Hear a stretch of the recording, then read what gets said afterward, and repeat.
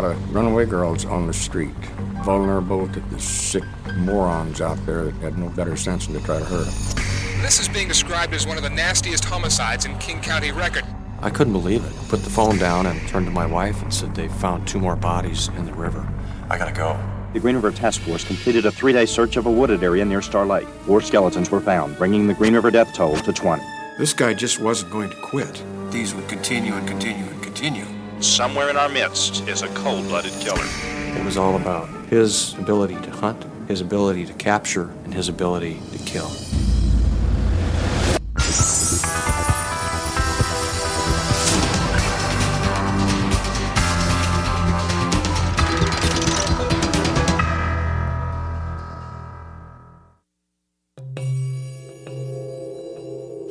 This site was pointed out by Ridgway as one of the sites that we should search. At the edge of a forest in the valley of the Green River, a team of detectives works. They are looking for the graves of murdered women, and they are led by the killer himself, a man named Gary Leon Ridgway. I have tried to remember as much as I could to help the detectives find and recover the ladies. In this special edition of Cold Case Files, we are given exclusive access to the hunt for bodies, as well as the investigation that resulted in the apprehension of America's worst serial killer. How do you plead to the charge of aggravated murder in the first degree? Guilty. It is a landmark case in the history of American jurisprudence, one that began along the banks of the very same Green River.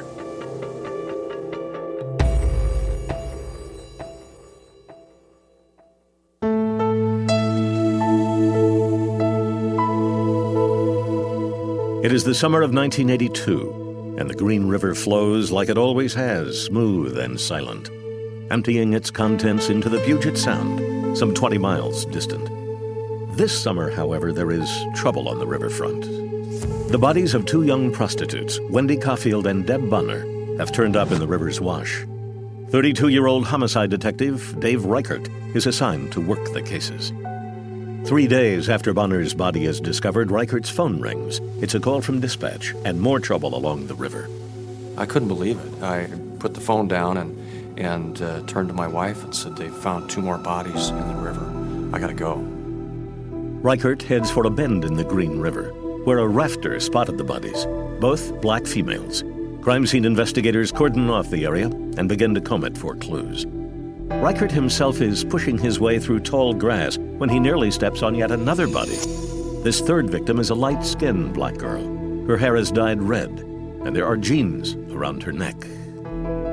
She was face down, if I recall correctly, and so we knew we had a serial killer, obviously, working here. This is being described as one of the nastiest homicides in King County record. 25 detectives have been assigned to the case full-time, making this one of the largest investigations in the county's history. 5 women, all dumped in or near the Green River in 1 month. The first 2 bodies were so badly decomposed, no semen could be recovered at autopsy.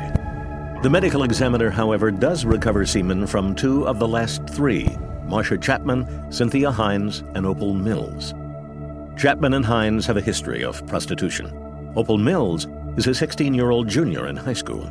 Kathy Mills is her mother. Probably about a week before she was murdered, I had showed her a picture of one of the girls in the paper. She was on the bank of the river, and I said, Opal, look at this. This is what can happen to you if you get out there hitchhiking. And she said, oh, Ma, that ain't gonna happen to me. But it did happen to Opal Mills, and seemingly could happen to anyone. With a body count at 5 and counting, community unrest begins to grow. King County detectives are now forming a task force to investigate the murders. They have no suspect, no motive, and very little evidence. The news media, of course, wanted to know, what are you going to do? This looks like a serial killing to us, too. The case is quickly dubbed the Green River Killings. King County forms a task force, with Dave Reichert at its head. The detectives field hundreds of tips. Promising leads are followed but go nowhere until, that is, Reichert runs across a taxi driver, a modern-day Travis Bickle named Melvin Foster. You can be your brother's keeper or just another bearer of the mark of Cain. I'm not a religious fanatic, but I do believe I have to be my brother's keeper when the time arises.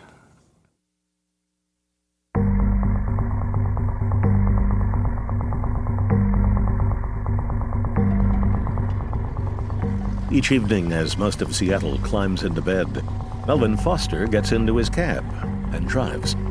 The ex-con works the midnight shift through some of the city's meaner streets.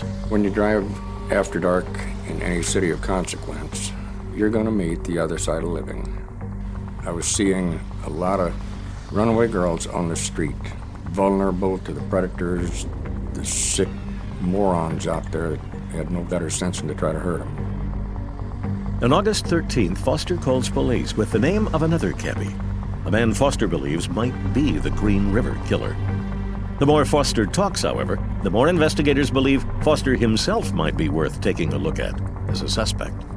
One of the first things you should look for is a person who injects themselves into an investigation like this. So that phone call certainly raised our antenna. It's got us very interested. Foster is brought in for questioning. He freely admits to knowing many of the girls who were killed, giving them rides in his cab, and providing them with food and shelter. I was being asked things like, how come you drive the girls around? And you mean let them in the car, let them warm up and dry out when it's raining and cold? How come I feed them? How come I foot their rent if they need it? Who else is going to do it? Foster's connection to the girls makes him King County's hot suspect. The cabbie is placed under round-the-clock surveillance. Search warrants are executed on his home and cab. Foster protests his innocence and takes his case public. Are you scared at all? Scared, no. Fright is for the guilty. I went to the investigative arm of the news media. This is my name. This is what I'm accused of. Here is my life. Take it apart. For nearly a month now, undercover officers have been stationed in this area, keeping a 24-hour watch on Melvin Foster, who lives just up the road from here. In the months immediately following the murders, press and police oblige, taking Foster's life apart and finding nothing that links the cabbie to any of the killings. Did you kill all those women or what? No, but I wish I did. I wish I did know who did. Because, I'd put a stop to him. If somebody's going to point the finger at me and say, well, maybe you did this, I'm not going to wither up and turn and run. I'm going to stand there and tell them, wake up and smell the coffee. Melvin Foster is eventually dismissed as a suspect, and the Green River investigation goes cold. So once again, there is speculation that investigators on the Green River case are back to square one. Meanwhile, 1982 draws to a close. No new bodies surface in the Green River, and people begin to believe the killing season is past. I think the feeling was that the killer had stopped. Somebody had come in, they were mad at prostitutes, and they killed a few, and they left. That feeling, however, is so much wishful thinking. The Green River Killer hasn't slowed a bit. The bodies are there.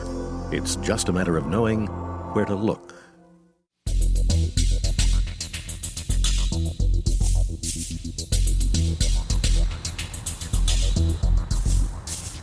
In the winter of 1983, Detective Dave Reichert walks a lonely beat. With the Green River killings now 7 months cold, Reichert's task force has been disbanded. The public has all but forgotten the murders. With nowhere else to turn, Reichert stops by the office of a friend who also happens to be one of the foremost criminal investigators in the country, a man named Bob Keppel. He agrees to sift through the files and assess the case. What Keppel finds is a large investigation with a lot of holes in it. It was marginal at best. And I say marginal because they really didn't have a dedicated methodology to approaching pimps and prostitutes about gaining information from them. A lot of the information they collected was never corroborated in a way that you could say, okay, this victim was missing on this date at this time. Keppel introduces new protocols to organize, classify, and assess information developed in the field. Keppel also tells Reichert the Green River Killer is not finished killing and had most likely never stopped. The error made by investigators, focusing their efforts on the river itself and assuming all of the victims would be dumped there. When you have a murder problem, the issue should be, what are we doing about the problem? Not arbitrarily eliminate cases just because you don't think that they should be related. Well, do you know or do you not know? And if you don't know, then they should be thought of as a group. Keppel suggests a fresh look at unsolved cases from the past year and a half, focusing on young girls strangled and dumped in an outdoor location. 3 unsolved crimes immediately catch Keppel's attention. 2 involve prostitutes. The third concerns a waitress, the victim of a bizarre death ritual that gives Keppel a glimpse into the mind of the Green River Killer.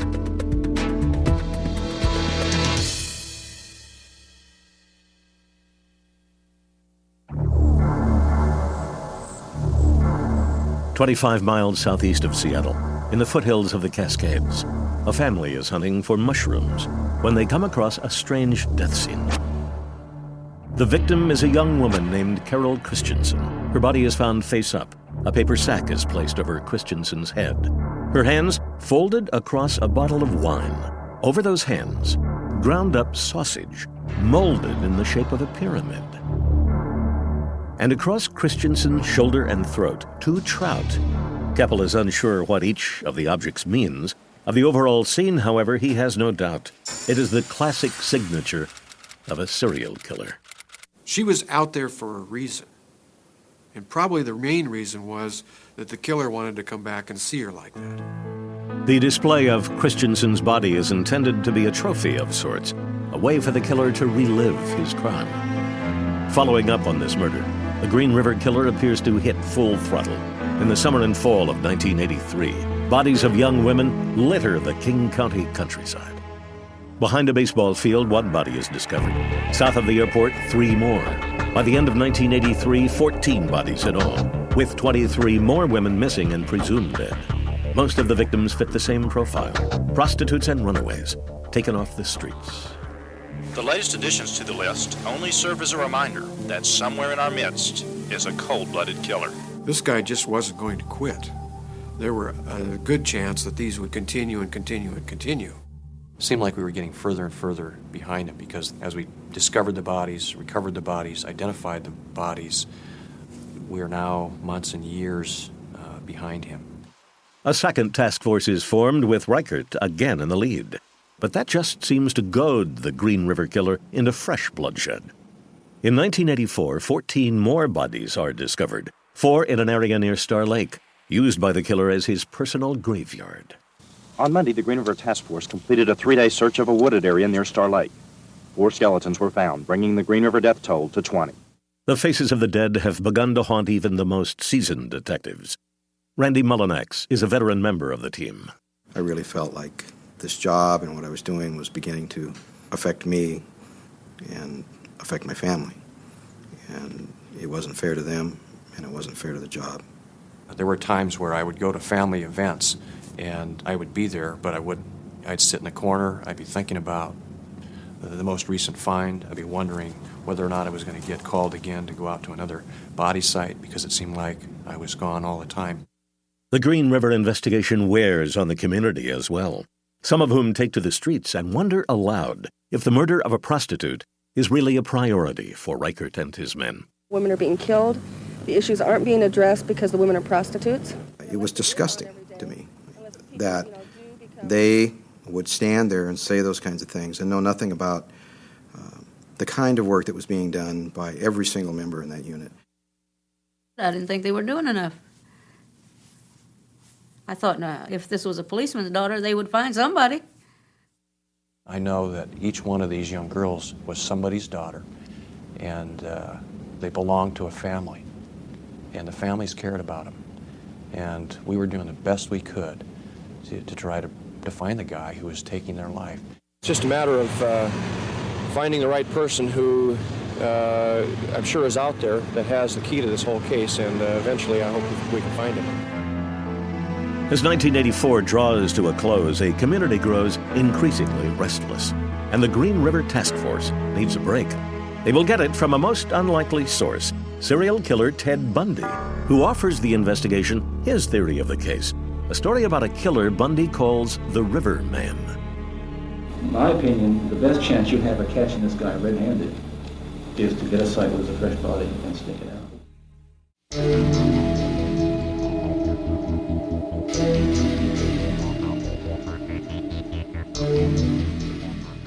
In King County, Washington, a serial killer is on the hunt, and police are behind the curve. The Green River Task Force spends most of its days in the woods, recovering bodies, leaving little time to actually catch the killer. The community is beginning to ask hard questions, and a sense of desperation is taking hold. In October of 1984, a letter arrives at Task Force headquarters, one of thousands received from the public, offering tips on how to catch the killer. The difference here, the author is a man with considerable experience in the business of killing. His name, Ted Bundy. Part of the reason I think he wanted to talk to us is that these personalities like to be the center of attention.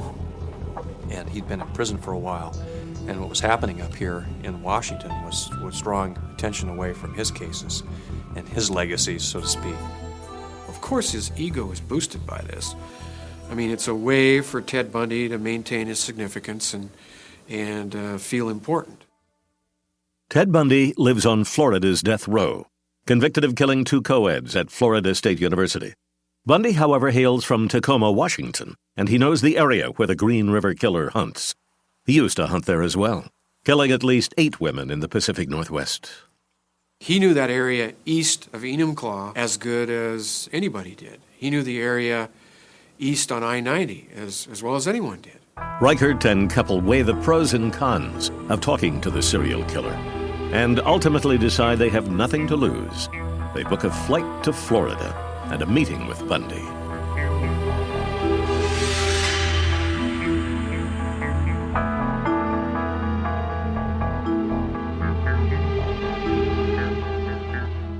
Mr. Bundy, do you have any objection to the recording of this statement? No.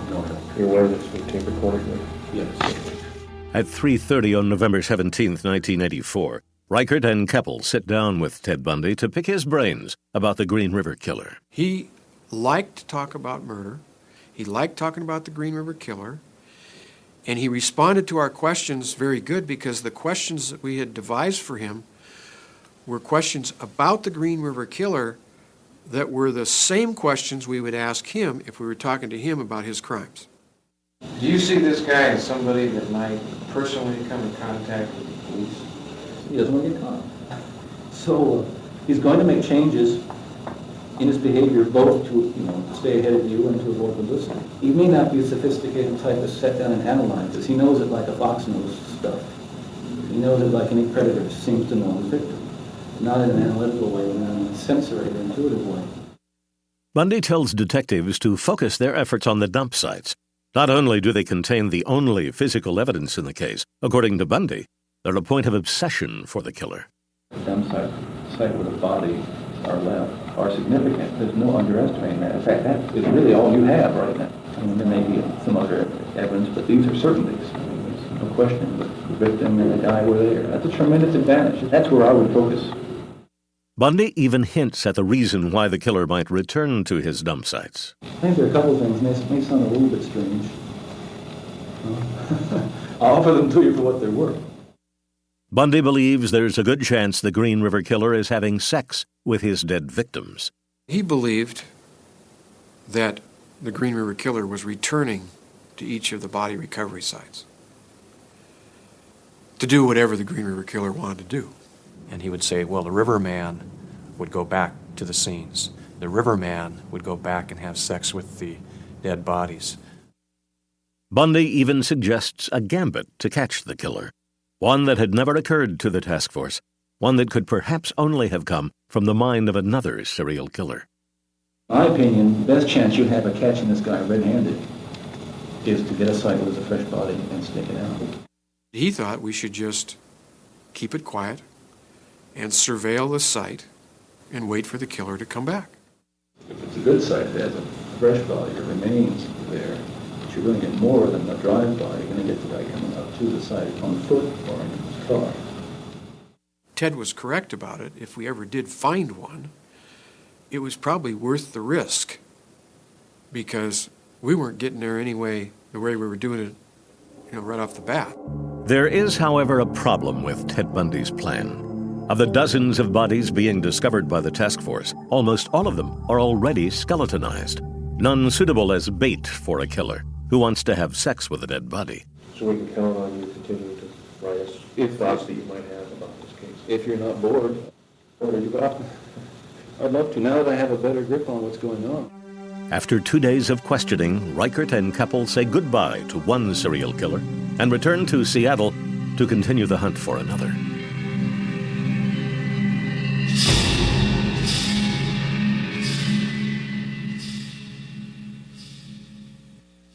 By 1986, more than 50 detectives work the Green River case. The FBI has weighed in with a profile of the killer, a white male, loner, in his mid-30s. The break in the case, however, will come from old-fashioned police work. Two rank-and-file detectives, Randy Mullinex and Matt Haney, pore through the old files and begin to make some connections between Green River victims and a local truck painter named Gary Leon Ridgway. And we could directly connect him with several victims, and the deeper we looked, the more the connections were being made. One of the first connections, an 18-year-old named Marie Malvar.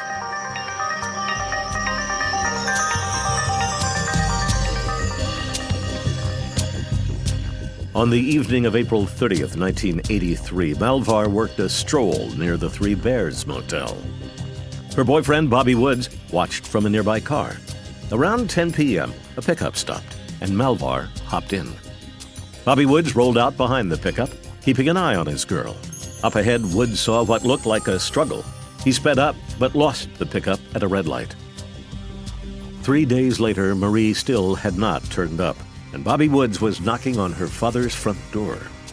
I just told my dad that Marie got in his pickup truck. Had the description of the truck, had a primer and darker colored truck. Woods and Marie's father began a house-by-house search for Marie, for the truck that took her. And so they were just driving around, and Woods saw it, and he says, that's the pickup right there. And so then they called the police. The truck was sitting in the driveway of this house, one that belonged to Gary Ridgway. Police questioned Ridgway but found no further evidence connecting him with Malvar, and the suspect was never charged. Marie Malvar is the first Green River victim linked to Ridgway. She is soon joined by a second. In November of 1983, Kim Nelson was 21, when, like so many others, she disappeared off a Seattle stroll.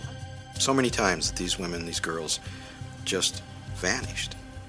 They were there one moment, their friend would leave and come back 5 minutes later, and they would never be seen again. He was good. He was very good at what he did. He was careful. He was cunning. Another girl, Paige Miley, caught a glancing look at the John Kim drove away with. Mullinex and Haney pulled out the composite sketch generated from Miley's description. Then we pulled Gary Ridgway's picture and looked at the composite sketch, and it was extremely similar. So then we put together a photo montage and presented that to Paige Miley, and she picked Ridgway immediately. The connections tying Ridgway to the Green River killings are beginning to overlap and coalesce into probable cause for a search warrant. On April 8, 1987, detectives take bodily fluid samples from Ridgway and conduct a search of his house and truck. Of the thousands of items taken from Ridgway's home, none of them can be connected to any of the victims. Gary Ridgway is never arrested, and the investigation once again goes cold.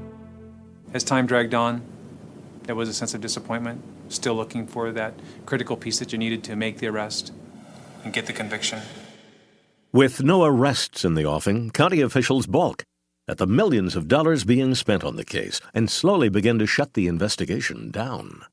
Holding the task force accountable for the money it spends presents a dilemma to elected officials. They know the cost of this police work, but how do they determine the value? It was tough. It was tough to leave. I think it was tough for everyone to leave. Every investigator was angry that we were being cut back. We still felt that we had a lot of work to do, and we had the energy and we had the ability to identify the killer and catch him. By 1990, the number of detectives working the investigation has dwindled to one.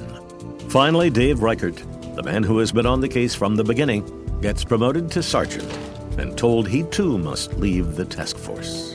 Because this case was so big, it was like being in the Super Bowl of homicide investigations, and I just lost. Reichert's feelings are understandable but misplaced. The game is not over. It's just halftime.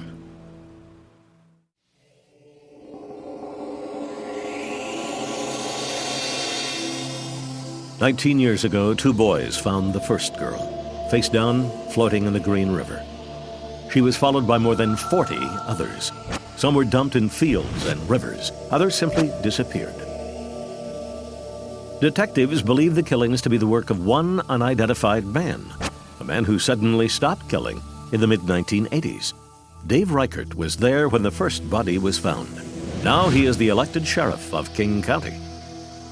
Through the years, Reichert has worked hundreds of homicides, but has never forgotten the Green River killer. I would continually get tips. Even after I left, people associated me still with this case, so I would get letters and phone calls about specific suspects. Reichert believes the case can still be solved. His best chance, the blossoming field of forensic DNA.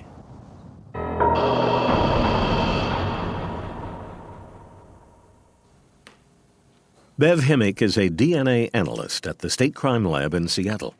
In the summer of 2001, Reichert gets clearance for her to work the Green River case.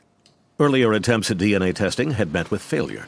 Even worse, they had used up almost all of the semen samples collected at 4 different Green River crime scenes. Himmick is left with a few wisps of cotton and the sticks from 4 Q-tips, each containing a minuscule amount of semen. Using a new technique known as short tandem repeat, or STR DNA testing, Himmick does what no one before her could. She harvests a genetic profile of the Green River killer. It was really exciting. We knew that we've got good potential here to get some information. This is going to happen this time. Himmick enters the unknown male profile in the National DNA Database, but fails to get a match. Himmick then turns to the suspect list. At the top of that short list, a local truck painter named Gary Ridgway. In 1987, Ridgway provided police with a DNA sample by chewing on a piece of gauze. Himmick pulls out the gauze and goes to work. I analyzed the gauze that was chewed on from him. That was collected in the 80s, and there was a match. Within a week, Himmick links Gary Ridgway to 3 more victims. Detective Tom Jensen hand carries the DNA report to Sheriff Reichert's office. And he pulls out this envelope, and he hands it to me, and he says, his mugshot's in here. And I said, Tom, I don't even need to open that. It's Gary Ridgway. Despite the DNA links, Reichert is not quite ready to slip the cuffs on his suspect. The sheriff convenes a top-secret group of advisors who counsel Reichert to wait, watch, and build his case.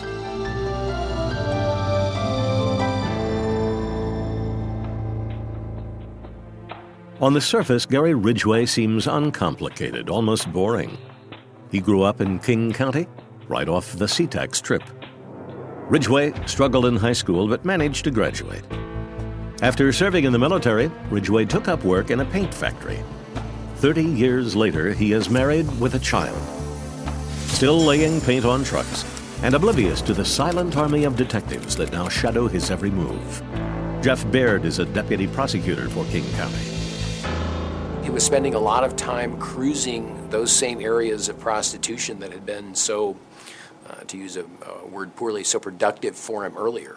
And eventually, within a short period of time actually, he was arrested trying to pick up an undercover police officer. So it was evident that he was at least in the process of looking for prostitutes, if not actively seeking to kill them at the time. The Green River Task Force is playing a dangerous game, keeping an active serial killer under surveillance. It might allow them to gain valuable evidence, but it also gives Ridgway the chance to hunt and perhaps kill again. The idea that he was still actively picking up prostitutes made it just too dangerous to try to continue to keep him under surveillance, and so it was decided to arrest him. On November 30th, 2001, 2 detectives confront Ridgway as he leaves work. I walked over and they said, Mr. Ridgway, he said, yes, you're under arrest for the murders of 4 women connected to the Green River case. His reply pretty much was, oh, okay. After 14 stalled years, all of a sudden the Green River killer case is revived. Science provides the link between Ridgway and 4 of the Green River victims. Cold case detectives, however, believe he is responsible for much more. The question is, can they prove it?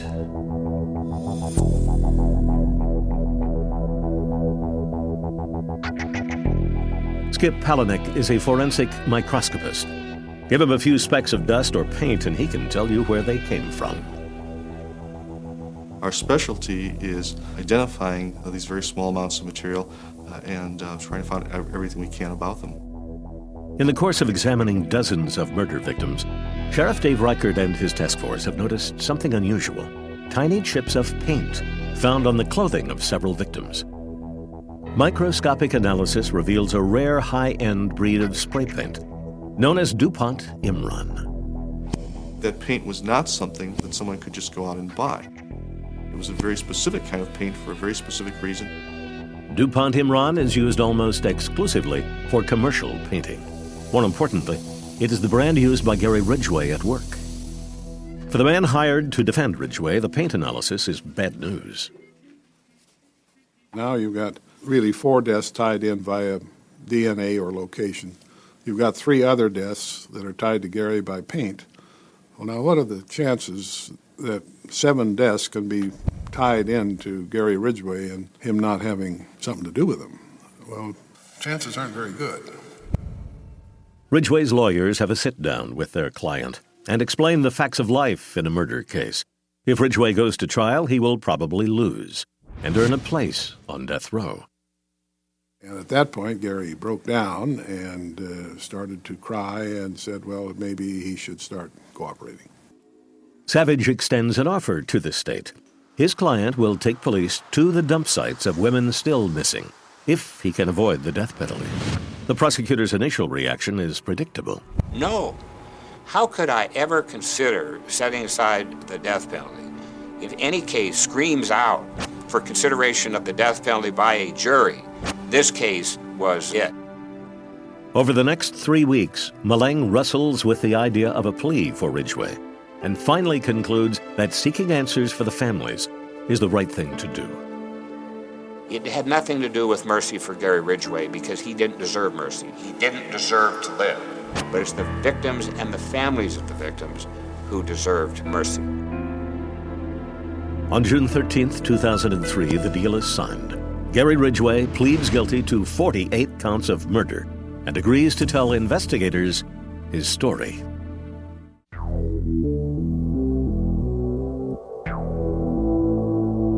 For 5 months following his plea agreement, serial killer Gary Ridgway exists in isolation and is questioned daily about the details of murder. As detectives suspected, Ridgway hunted on Seattle's strolls, promising women any amount of money just to get them inside his truck. In transcripts obtained from investigators, Ridgway tells police, "I would talk to her, get her mind off of anything she was nervous about. And you know, she thinks this guy cares," which I didn't. "I just wanted to get her in the vehicle and kill her." It's almost as if you can think of Mr. Ridgway's decision tree about killing as sort of a binary process. I mean, you know, he sees an individual, and his first yes-no question that he asks himself is, can I get some kind of sexual gratification out of this person? And if the answer is yes, he goes to the second question, which is, can I kill this person? And if that answer is yes, then he asks himself the question, if I kill this person, will I get away with it? And if he gets 3 yeses, he kills. As fear of the Green River Killer mounted, Ridgway would employ any ruse to get a victim inside his truck, even using his son's picture as a devastatingly effective lure for murder. The killer tells interrogators, "Every time I opened my wallet, there would be a picture of my son on one side behind my ID, and they would see that and then would lower any big defenses." See what a great guy I am? I mean, I'm out here picking up prostitutes, but I'm a family man. Would I be would the Green River Killer have a son, a job, and a family? Eventually, Ridgway's interrogation team turns to the most important task at hand: getting the serial killer to talk about the women that are still missing. He doesn't remember faces or names. In most cases, there might be a couple of them. The thing that he remembers is where he put them so he could go back and have power and control one more time. In 1984, investigators consulted with serial killer Ted Bundy about a possible profile of the Green River Killer. The best chance you have of catching this guy red-handed. Bundy told detectives that the killer was revisiting his outdoor dump sites for the express purpose of having sex with the corpses. Turns out Ted Bundy was right. In most of those cases, he went back, and as sick as it sounds, he had sex with the dead bodies. He even describes having to move maggots aside to complete his deed. At one point, his interrogators attempt to get to the root cause of Ridgway's fascination with the dead. They ask why he would prefer to have sex with a corpse when he could just buy sex from a woman. Ridgway responds, "Well, for one thing, you'd have to pay for it, and she was already dead." Well, Mr. Ridgway is, as you would expect, not a normal sort of person. And one of the few really revealing insights that he demonstrated into his own personality, he was asked by a psychologist whether there was something missing in him that was present in other people. And without hesitation, he replied, "That caring thing." The task force begins taking Ridgway on field trips to previous body recovery sites. The trips seem to trigger Ridgway's memory, and bodies begin to surface. Sue Peters is a member of the dig team. You're out there digging for hours and whacking blackberry bushes, and the reward is finding the body.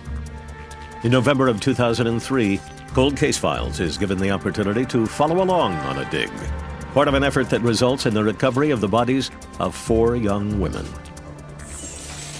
As the year draws to a close, however, the digs more often than not turn up nothing but an empty hole, leaving the team to wonder if the remaining grave sites might be lost forever.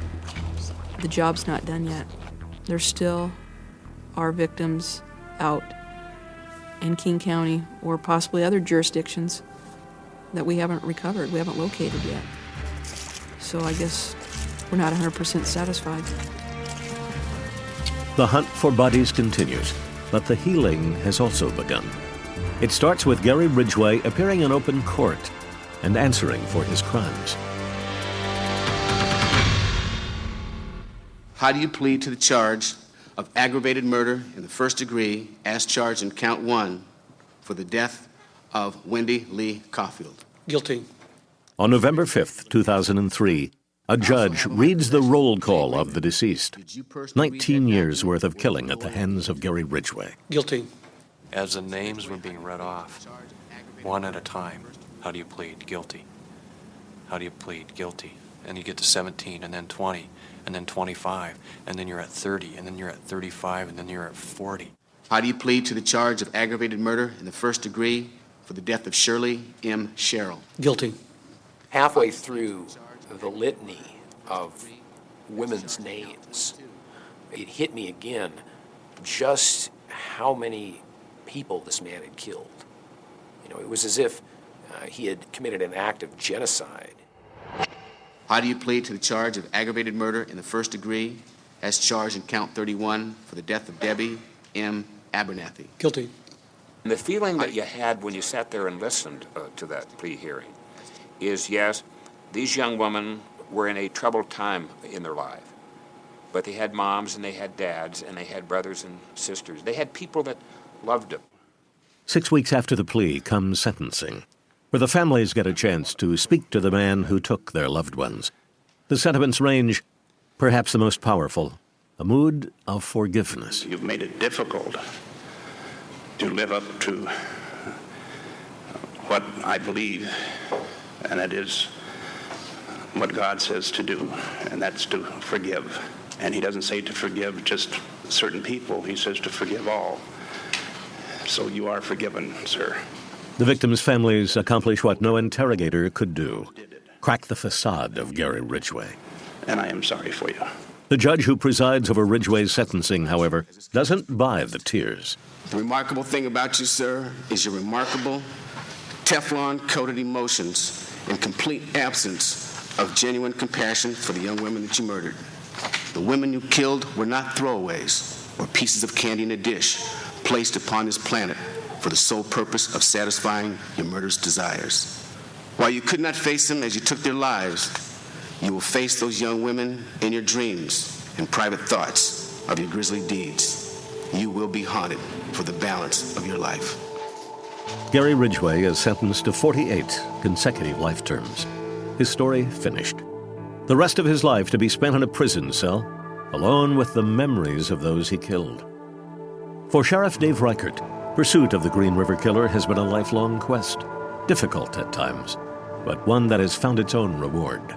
You know, the thing that's strange for me is that started out as the lead investigator in this case in 1982, and to be the sheriff now when it all comes to completion is just an honor and a privilege.